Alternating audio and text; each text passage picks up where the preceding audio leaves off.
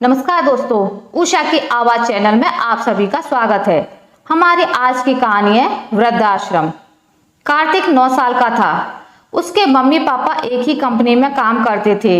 उनके ऑफिस चले जाने के बाद वो अकेला रह जाता था, इसलिए उसका ध्यान रखने के लिए घर में एक नैनी रखी हुई थी। कार्तिक अपने मम्मी पापा की इकलौती संतान था, इसलिए कार्तिक की हर इच्छा पूरी की जाती थी। कार्तिक के पास ढेर सारे खिलौने थे, पर नैनी और खिलौनों के साथ खेलते हुए वो ऊब चुका था। इसलिए एक दिन उसने मम्मी पापा से कहा कि वो लोग उसे छोड़कर ऑफिस ना जाया करें और उसके साथ घर में ही रहें। मम्मी पापा के लिए ऑफिस छोड़कर घर पर रहना संभव नहीं था, इसलिए उन्होंने नैनी से कहा कि वो कार्तिक को पास के ही पार्क में रोज घुमाने ले जाया करे। उनका कहा मानकर नैनी कार्तिक को पास के ही एक पार्क में ले गई। शाम का वक्त था। पार्क में बहुत सारे लोग थे। वहां झूले लगे हुए थे जिन पर बच्चे झूल रहे थे। कार्तिक भी उन सब बच्चों के साथ झूलने लगा। झूलते हुए एक बच्चा अचानक ही झूले से गिर गया और रोने लगा।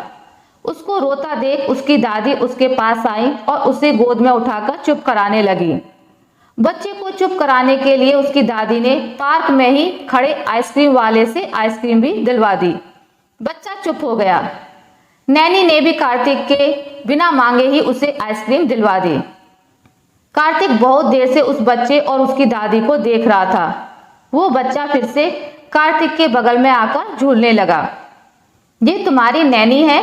कार्तिक ने उस बच्चे से पूछा। नहीं, वो मेरी दादी हैं, मुझे बहुत प्यार करती हैं, उस बच्चे ने कहा और भागकर अपनी दादी के पास चला गया। दीदी, आपकी भी दादी हैं? कार्तिक ने अपनी नैनी से पूछा। नहीं, मेरी दादी तो अब इस दुनिया में नहीं रही, पर नाना है और नानी भी हैं, नैनी ने बताया। फिर कार्तिक और नैनी घर आ गए। रात को कार्तिक के मम्मी पापा घर आए तो कार्तिक ने उनके सामने एक अजीब सी जिद रख दी। वो कहने लगा कि मुझे दादी, दादाजी, नानी और नाना जी चाहिए। उसके मम्मी पापा उसकी बात सुनकर चौंक गए। नैनी ने बताया कि पार्क में बहुत से बच्चे अपने दादा दादी के साथ आते हैं। उन्हें देखकर ही कार्तिक के मन में यह बात आई। कार्तिक की मांग गलत नहीं थी, पर पूरी भी नहीं हो सकती थी, क्योंकि चारों में से कोई भी अब इस दुनिया में नहीं था। और रही रिश्तेदारों की बात, तो उसके मम्मी पापा दूसरे शहर में रहते थे और रिश्तेदार दूसरे शहर में थे। मम्मी पापा ने कार्तिक को समझाने की बहुत कोशिश की, मगर वो नहीं समझा।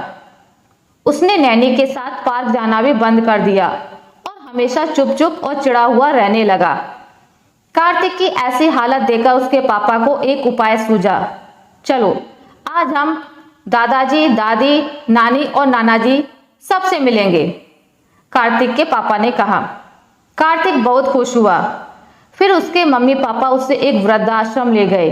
कार्तिक को देखकर वृद्धाश्रम में मौजूद वृद्ध लोग बहुत खुश हुए। उन्हें कार्तिक के रूप में एक पोता मिल गया था और कार्तिक को दादा दादी। कार्तिक सभी के साथ खूब खेलता रहा। फिर वो लोग रोज शाम को वृद्धाश्रम के लोगों से मिलने जाने लगे। आशा करती हूँ आपको मेरी आज की कहानी अच्छी लगी होगी। अगर आपको मेरी ये कहानी अच्छी लगी है तो इसे लाइक करें, ज़्यादा से ज़्यादा शेयर करें, और अगर आप मेरे चैनल पर नए हैं तो इसे सब्सक्राइब करना ना भूलें। मिलते हैं एक नई कहानी के साथ, तब तक के लिए नमस्कार।